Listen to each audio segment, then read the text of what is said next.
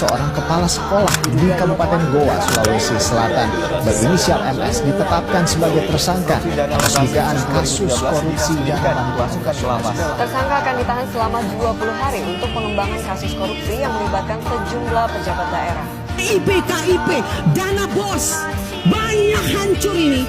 Gak usah tambah darat kalau banyak korupsi uang negara habis, bukan untuk rakyat. Assalamualaikum warahmatullahi wabarakatuh. Perkenalkan, nama saya Nanda Dika Saputra dengan NIM 16046251132. Prodi saya Kepelatihan Kecabangan Olahraga. Di sini saya akan membawakan tema korupsi dalam perspektif Islam dan kehidupan berbangsa dan bernegara. Halo teman-teman, pada video ini saya akan membahas salah satu persoalan yang masih menjadi tantangan besar di Indonesia, yaitu korupsi. Korupsi bukan hanya masalah hukum, tetapi juga masalah moral, etika, dan agama. Meskipun berbagai upaya pemberantasan telah dilakukan, kasus korupsi masih sering terjadi dan melibatkan berbagai kalangan, mulai dari pejabat pemerintah hingga pihak swasta. Melalui video ini, saya akan mengulas fenomena korupsi di Indonesia, memberikan pandangan pribadi, serta menjelaskan bagaimana Islam memandang tindakan korupsi berdasarkan Al-Quran dan hadis. Fenomena korupsi di Indonesia. Korupsi adalah tindakan penyalahgunaan kekuasaan atau jabatan untuk memperoleh keuntungan pribadi atau kelompok. Dalam beberapa tahun terakhir, masyarakat Indonesia masih sering mendengar berita mengenai kasus korupsi yang merugikan negara hingga miliaran bahkan triliunan rupiah. Akibat korupsi, pembangunan menjadi terhambat, pelayanan publik menurun, dan kesejahteraan masyarakat terganggu. Dana yang seharusnya digunakan untuk pendidikan, kesehatan, dan pembangunan infrastruktur justru disalahgunakan untuk kepentingan pribadi. Fenomena ini menunjukkan bahwa korupsi bukan sekedar pelanggaran hukum, tetapi juga pelanggaran terhadap nilai-nilai kejujuran dan tanggung jawab yang seharusnya dimiliki setiap warga negara.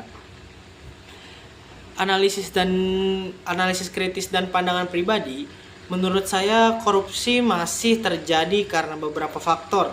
Pertama, lemahnya integritas dan moral individu. Kedua, adanya kesempatan akibat kurangnya pengawasan. Ketiga, budaya yang terkadang mentoleransi praktik-praktik tidak jujur dalam kehidupan sehari-hari. Korupsi tidak bisa diberantas hanya dengan hukuman yang berat. Yang lebih penting adalah membangun karakter yang jujur dan bertanggung jawab sejak dini melalui pendidikan keluarga dan lingkungan masyarakat. Sebagai generasi muda dan mahasiswa, kita memiliki peran penting untuk menolak segala bentuk korupsi, mulai dari hal-hal kecil seperti tidak mencontek, tidak memanipulasi data, dan selalu bersikap jujur dalam kehidupan sehari-hari. Pandangan Islam terhadap korupsi. Dalam Islam, korupsi merupakan perbuatan yang dilarang karena termasuk bentuk pengkhianatan terhadap amanah. Allah Subhanahu wa taala berfirman dalam Quran surat Al-Baqarah ayat 188 yang berbunyi, Bismillahirrahmanirrahim. Wala taqulu amwalakum bainakum bil batili wa tudlu biha ila hukami litaqulu fariqan min awalin nasibil ismi wa antum ta'lamun. Artinya, dan janganlah kamu memakan harta di antara kamu dengan jalan yang batil, dan janganlah kamu membawa urusan harta itu kepada hakim agar kamu dapat memakan sebagian harta orang lain dengan jalan yang dosa. Padahal kamu mengetahuinya. Quran Surat Al-Baqarah ayat 188. Ayat ini menjelaskan bahwa mengambil atau menggunakan harta orang lain secara tidak sah adalah perbuatan yang haram.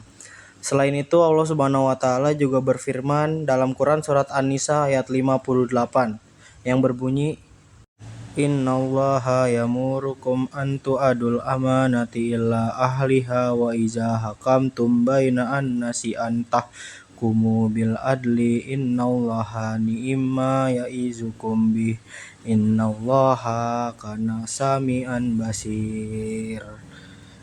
Yang artinya sesungguhnya Allah menyuruh kamu menyampaikan amanat kepada yang berhak menerimanya dan menyuruh kamu apabila menetapkan hukum di antara manusia supaya kamu menetapkan dengan adil.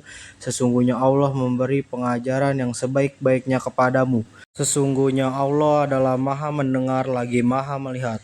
Quran Surat An-Nisa ayat 58. Korupsi bertentangan dengan prinsip amanah karena pelaku menyalahgunakan kepercayaan yang diberikan kepadanya.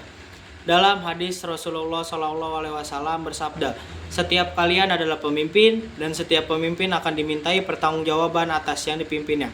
Hadis riwayat Bukhari dan Muslim.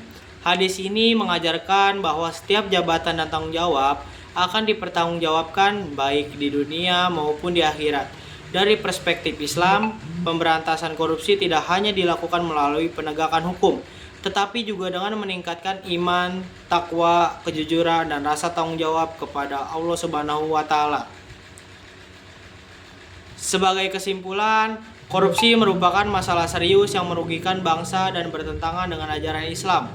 Islam mengajarkan kejujuran, amanah, dan keadilan sebagai dasar kehidupan bermasyarakat dan bernegara.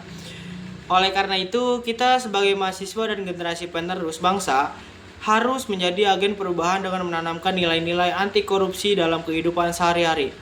Terima kasih atas perhatiannya teman-teman. Kurang lebihnya mohon maaf. Wassalamualaikum warahmatullahi wabarakatuh.